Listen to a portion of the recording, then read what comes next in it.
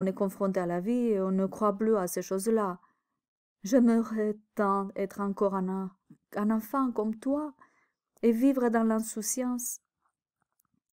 C'est vrai, moi aussi j'aimerais être grand comme toi. Profite de chaque instant, Timothée. Tu auras tout le temps d'être grand comme moi. Tu sais, tu es arrivé le bon jour, Cupidus. Viens avec moi. Tu verras que tu as eu tort de cesser de croire aux contes de fées. Tu as peut-être raison.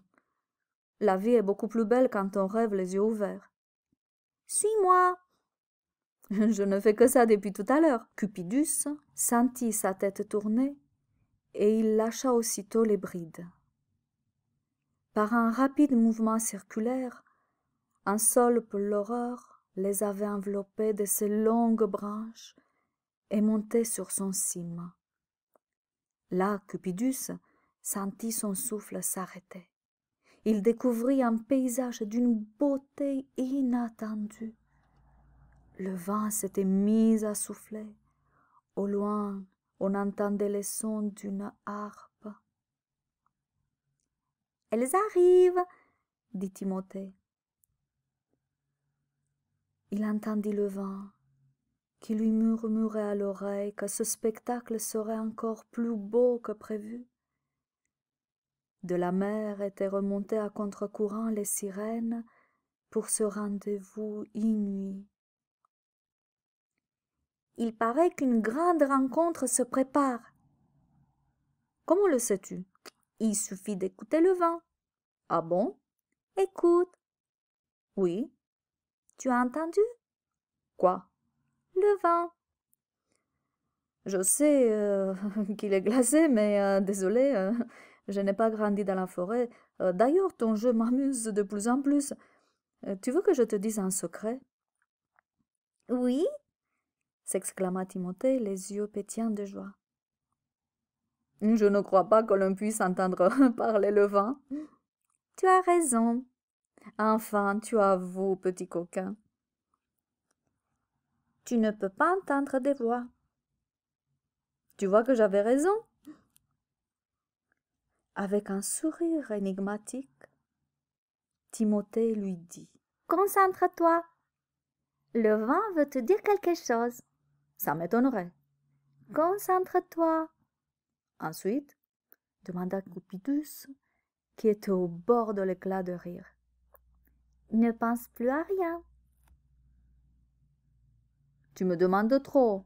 Puis, tais-toi. Zut. Ferme les yeux maintenant et ne pense vraiment plus à rien. Laisse-toi aller et imagine-toi voler avec le vent. Le silence dura près d'un quart d'heure. Quand le vent s'arrêta de souffler, Cupidus ouvrit grand les yeux et tout excité il s'est mis à parler comme un moulin cassé. Tout d'abord, je ne pensais plus à rien, comme tu me l'avais dit. Tout à coup, j'ai senti comme une invitation. Viens, Cupidus. Et là, j'étais collée comme dans un avion. Les yeux fermés, j'ai vu les paysages défiler devant mes yeux. C'était formidable. Comme un papillon tout juste sorti de sa chrysalide, j'ai survolé la forêt. J'ai vu ta mère en train de broder.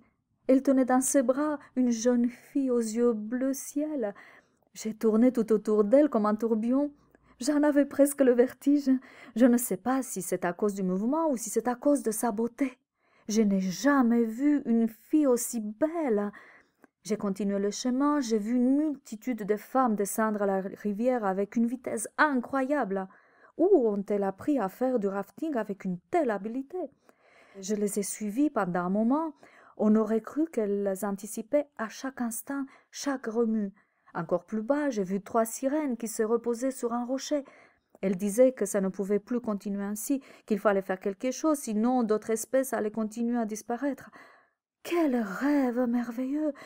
Je n'aurais pas imaginé que cette promenade m'avait fatiguée à ce point. En dormant, j'aurais pu tomber de là.